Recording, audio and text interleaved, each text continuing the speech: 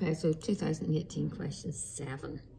It tells us in the question the probability someone drinks tea and coffee is P.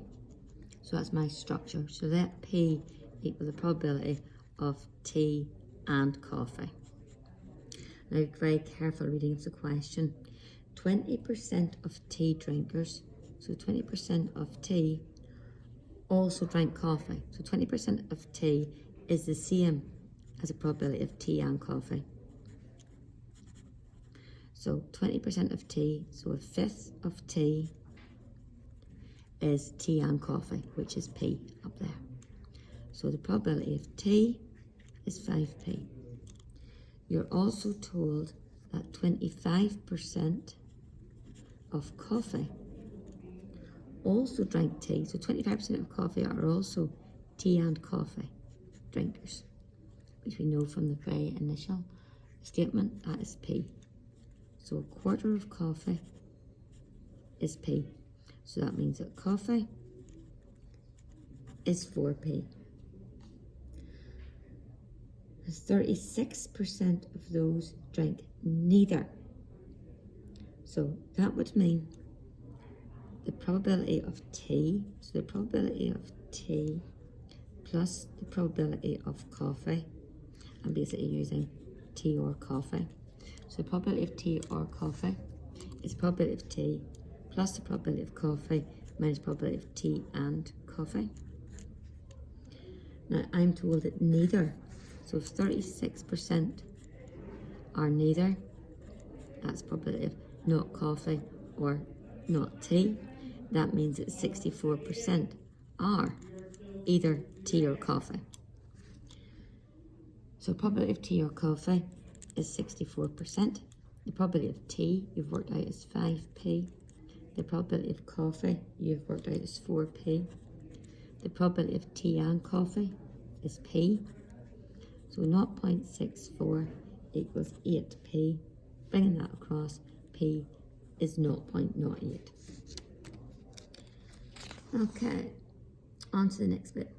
Of those surveyed at random, find the probability they drink coffee. So part 2, the probability of coffee, if we look back up through our instructions, is 4P. So it's 4 times 0.08, so it's 0.32. Part 3, probability they don't drink tea. So they don't drink tea. Is 1 minus probability they do drink tea. So we go back up, tea is 5P. So it's 1 minus 5 times 0.08, and that works out to be 0.6. And part 4, the probability they drink coffee given they don't drink tea. So the probability of coffee given no tea. Okay, that is the same as the probability of coffee. So I'm just using the wee formula here to write it out. A given B, probability of A and B is the probability of A given B times the probability of B. I'm just putting it into context with our coffee and our tea up here now. So A is our coffee, so the probability of coffee, and B is our not tea, equals the probability of coffee given not tea